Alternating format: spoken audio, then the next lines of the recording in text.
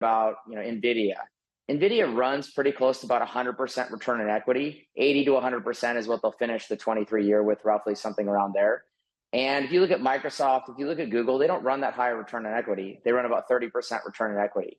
So I think the biggest problem for a tech player like Nvidia is everyone in the tech industry knows how high of return on capital they're producing. And to quote the great capitalist Jeff Bezos, your margin is my opportunity. So I think, with what Sam Altman was saying, they just see a lot of return on capital in that industry, and therefore people are going to go after it. And so, I think we're going to see a lot more people enter that. To your point on the valuations, Nvidia, I'll use that as an example, trades at 56 times book, 56 times free cash. In other words, if they do get any competition in the future, the return on capital will go down and the valuations will. It's just a matter of when, not if. And that's the problem really for the market. These $1 trillion+ market caps are the linchpin in this whole game right now. Right.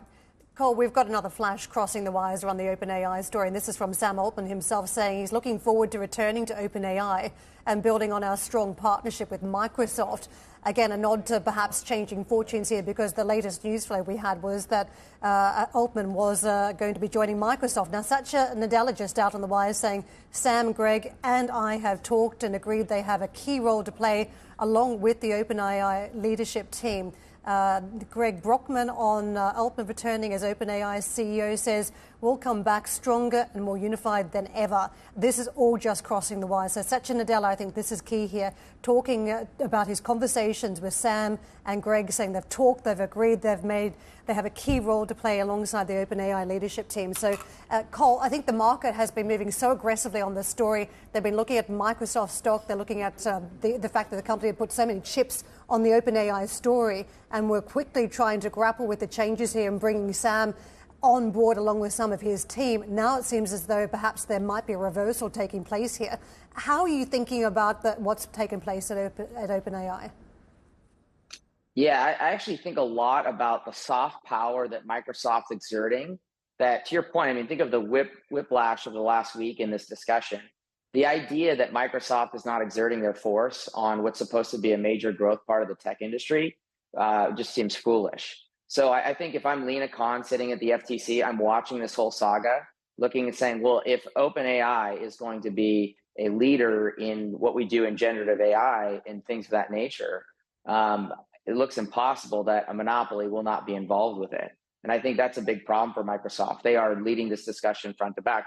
Just to give you another example of that, Karen, in the last 2 weeks here, I think it was reported over Bloomberg primarily, where Google's sitting in their antitrust case, and they're talking about Apple collecting 32% of the search revenues that Google gets from iPhones. So I think we're continuing to see these powers and seeing their force in these industries.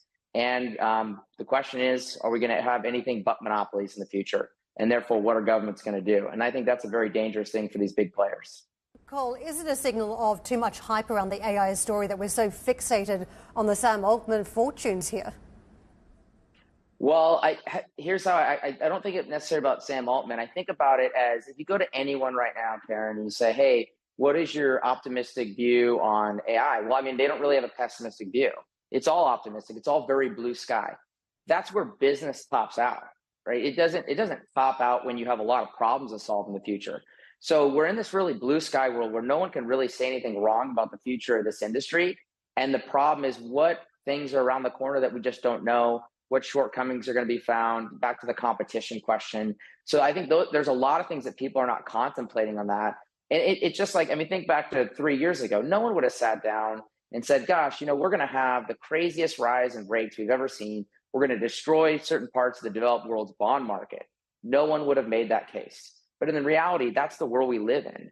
The volatility of things are far greater. The future's always unknown. And people are treating, OpenAI, generative AI, the story of Nvidia, things of that nature, like it is foreknown. That's foolish. Humans can't know that.